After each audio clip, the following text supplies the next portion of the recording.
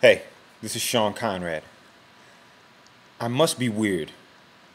Why is it that we're still dealing with racial issues between Latinos, blacks, whites, Jewish, etc., etc., etc.? You know, as a child, when I was growing up, I just had friends, right? So I had friends that I played softball with, friends that I played handball with, hockey with, and they were black, Hispanic, Jewish. We just played ball. It didn't matter. It was Mike, Antonio, Timmy. It was Chino. It didn't matter. We just need somebody good to play second base. Or we need somebody who can shoot jump shots from the outside. And as a kid, you're coming up and you just have your friends. Culture and popular culture and influences of adults that have grudges against other races have not yet come into play, or at least they didn't come into play when I was a kid. So I grew up playing roller hockey. I had a lot of white friends, and I didn't think of it that way, that they were white. I just thought they were my friends. They were friends that played forward and I played defense, and we both played on the Canadians and we were trying to win. And if we won, fantastic. We got to do the same thing next year. It was great. If I saw a girl that I liked, I was like, wow, I think she's really cute or really good looking, and I would try to talk to her. If she was Hispanic, okay, she was Hispanic.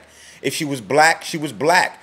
If my Hispanic friend liked a black girl, they started talking and maybe started dating. It was like, cool, But when we get older, all of a sudden, we get more wise and we start to have this separation. Okay? We even have separation. A good example is in our churches.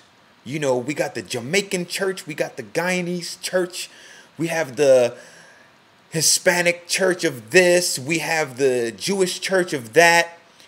I respect the differences in each of the cultures, but I think when you get down to these very specific, regions and nationalities, and you name your church that way, it's a little bit of a don't come through this side of town if you're not from our crew.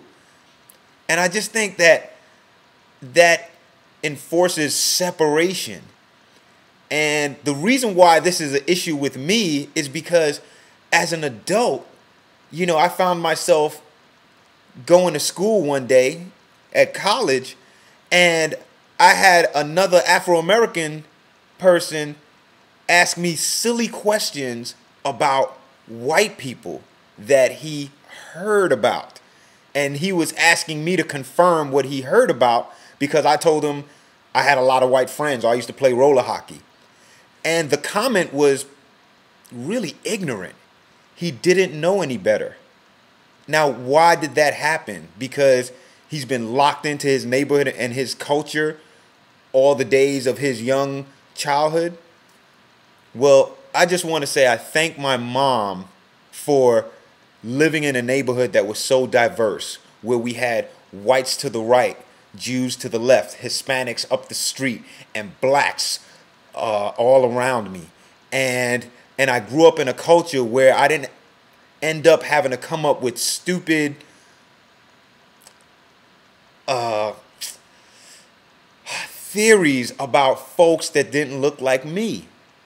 I just think it's ridiculous that the older we get and the wiser or the more wise we're supposed to get, we separate.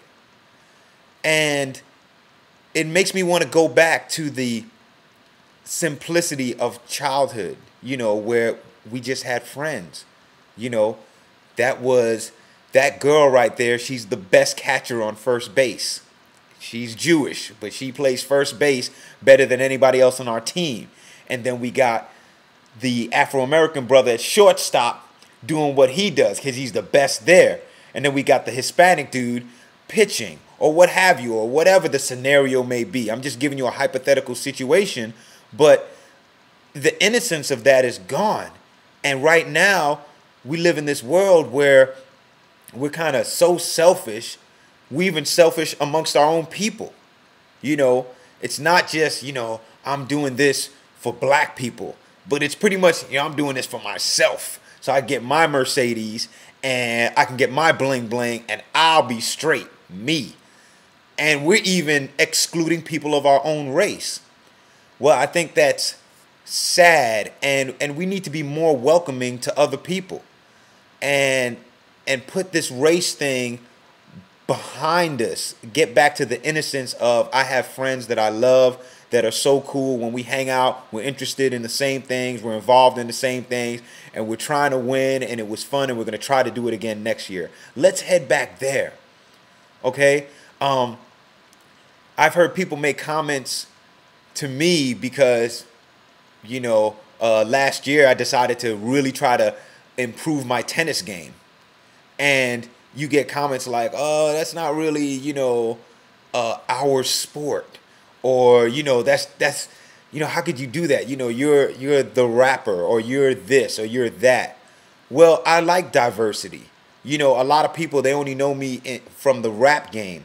But I do so many other things that they may not even realize what percentage of rap is laced throughout my life. There's a whole bunch of other things I did just as good as I did rap, but they just don't know about it. So when I talk about it, it seems weird. Why is this guy getting on trying to, help people? And why is this guy getting on, talking about giving and sharing? Oh, that's so weird. He wasn't like that when he used to rap. Well, that's not true. You just never saw that side. And you just didn't know that I played tennis. But maybe I've always played tennis. Or you didn't know that I played roller hockey. I was playing roller hockey before I won the World Championship rap contest. You just didn't know that. So let's start heading towards diversity and being more welcoming to allowing people from other cultures and other races into our world. That way we can learn a little bit about their world, and we have this mutual respect thing going on. And we can kind of look out for each other too. I think we can get back to that. So thanks for listening. Talk to you next time.